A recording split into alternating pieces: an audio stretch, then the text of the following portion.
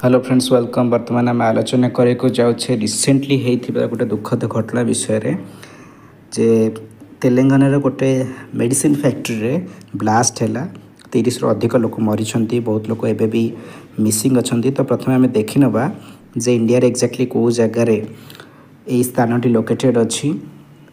ठीक अच्छे तो आम देखिपे तेलंगानार मिडिल रे गोटे एरिया अच्छी सिगाची फार्मा।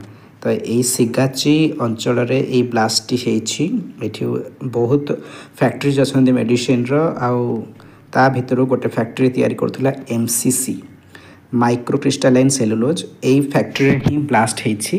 तो माइक्रोक्रिस्टालाइन सेलुलोज हूँ गोटे प्योर सब्सटेंस केमिकली इनर्ट क्या साथ रिएक्शन करेनी बॉडी भितर गले बॉडी भी ताको एब्जॉर्ब करनी।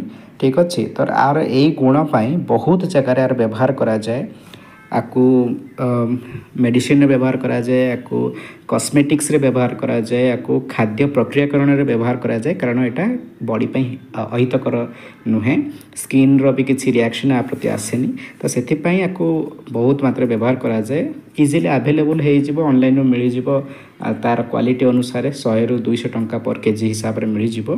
तो यही फैक्ट्रीटा से चली जदिओ यहाँ केमिकली इनर्ट जिनसटा या मेनली मेडिसिन जो व्यवहार करा जाउछि कारण आम जो मेडिसिन टैबलेट खाऊे तादे बहुत कम परिमाण रे जो एक्चुअल मेडिसिनटा अच्छी आउ तार ओजन बढ़ावाई विशेषकर एमसीसी अर्थात माइक्रोक्रिस्टालाइन सेलुलोज को व्यवहार करा जाए। तो सही फैक्ट्रीटा जदिओ इनर्ट जिनसटा यहाँ किंतु तार जो प्रिपरेशन प्रोसेसटा बहुत रिस्की। ठीक अच्छे यहाँ प्लांट विभिन्न प्रकार प्रोडक्ट रू तैयारी करा जाए एवं आपको जो प्रोसेस रे तैयारी करा जाए से प्रोसेसटा बहुत डेंजरस। आमर ये जो फैक्ट्रीटा सिगाची रे ब्लास्ट होती तो सिठी यहाँ तैयारी होता किंतु तार जो मेसिनरी थिला बहुत पुराना मेसिनरी तो से दुर्घटनाटी घटिला बोली कहुच्छी।